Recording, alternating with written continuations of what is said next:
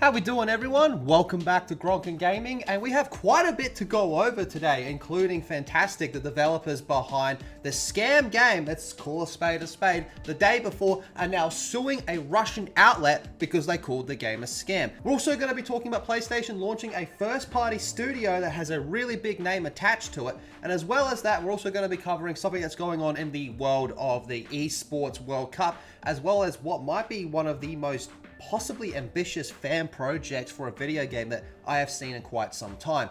Now, before we jump into the first topic, I do just want to let you guys know that this is kind of like a pilot episode for something that we've been workshopping and coming up with ideas, and today's the day. We're just going to jump right into it. So with all that said, let's begin. Fantastic has filed a lawsuit against Yakuta.info, which is a Russian news site that published two articles critical of the studio and the day before.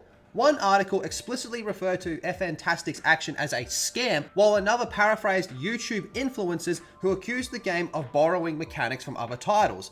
Yakuta.info argued that the term scam is relatively new in the Russian language and was not intended to imply outright fraud.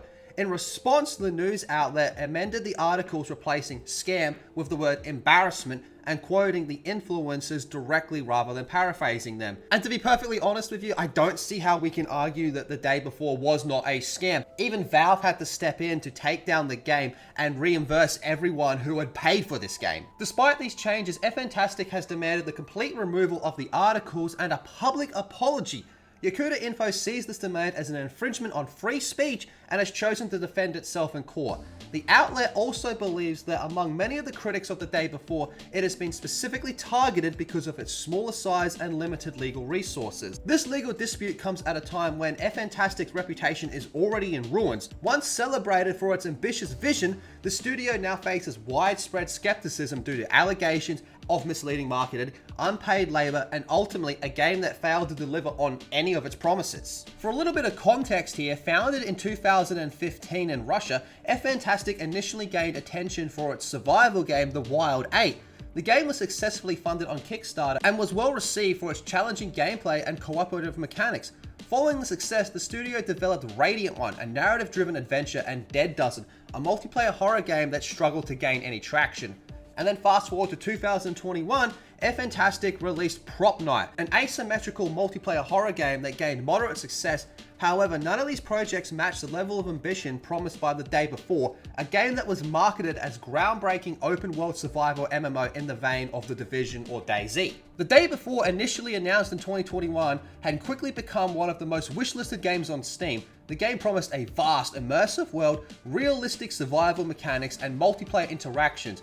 However, as the release date approached, skepticism began to grow, the game suffered multiple delays, and reports emerged that Fantastic was relying on unpaid volunteers to assist in the development. When the day before finally launched in December of 2023, the reception was nothing short of catastrophic.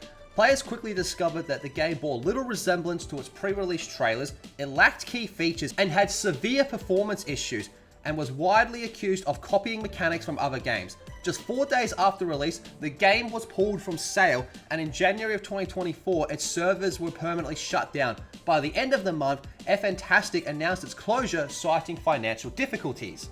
Now, despite officially shutting down, Fantastic has recently attempted a rebranding effort under the name Fantastic 2.0.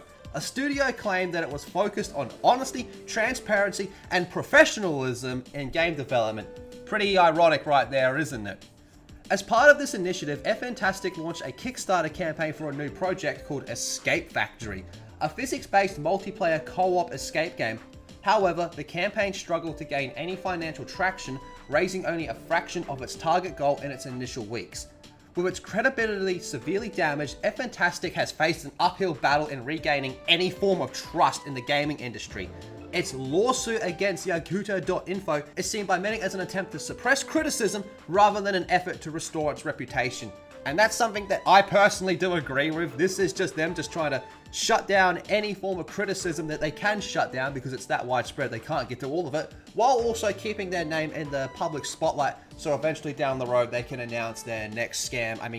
No wait, I was right the first time, wasn't I? A very successful YouTube channel called Yarn Hub, which is known for creating 3D animations about history with specifics on war, has now taken it upon themselves to create their own game. The way they're going to be going about this is they're going to be selling shares of their own company if they choose to do so for as little as $1. When this game, or sorry, if this game ever does release, it will be for a free-to-play game on Steam.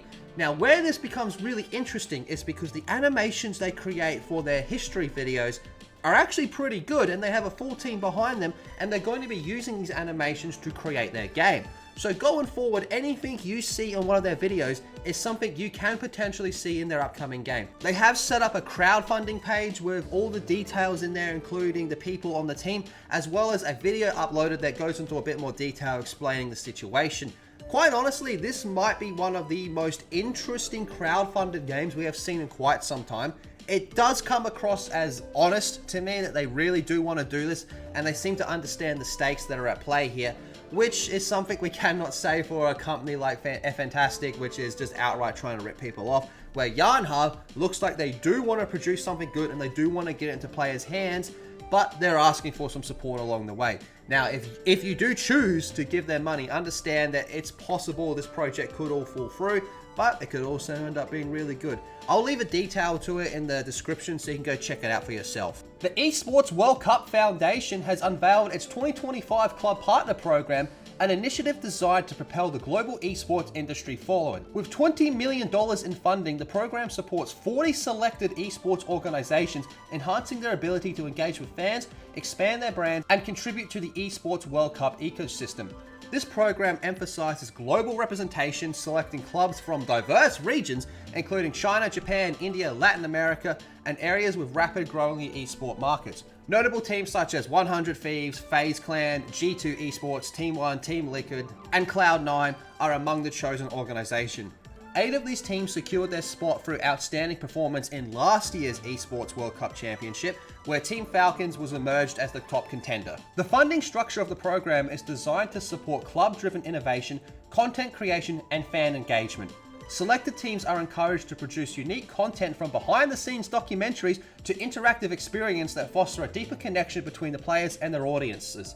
This initiative seeks to unite approximately 300 million esports fans worldwide in what is an attempt to further cement esports as a dominant force in entertainment industry. By investing in top-tier organizations and fostering community engagement, the Esports World Cup Foundation Club Partnership Program aims to revolutionize the esports landscape. This ambitious initiative underscores the Foundation's commitment to innovation, sustainability, and long-term growth of competitive gaming on a global scale. And PlayStation's latest venture into the gaming industry comes in the form of Dark Outlaws Games, a new first-party studio helmed by Jason Blundell, a veteran in the gaming world best known for his work on Call of Duty Zombies mode. His expertise in game development set a high bar of expectations surrounding Dark Outlaw Games.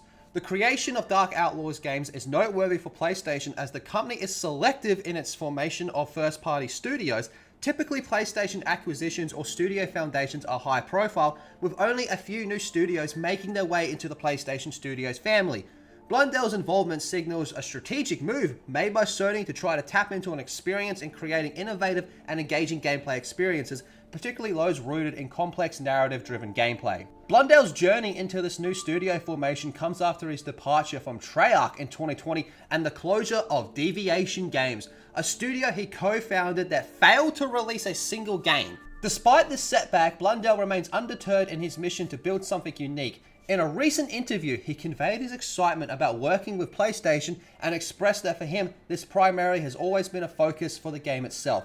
He emphasized that the story is about the game, not the studio, highlighting his commitment to delivering quality gaming experiences rather than building a brand or a company. Now, at this stage, Dark Outlaws Games is still in the process of assembling a team to release its first major project. While details about the game are sparse, the anticipation surrounding the studio's debut is there. It will be curious to see how this venture could potentially be somewhat of a maybe turning point for Sony strategic in expanding its creative reach, with the promise of future releases that may redefine gaming experience for players worldwide.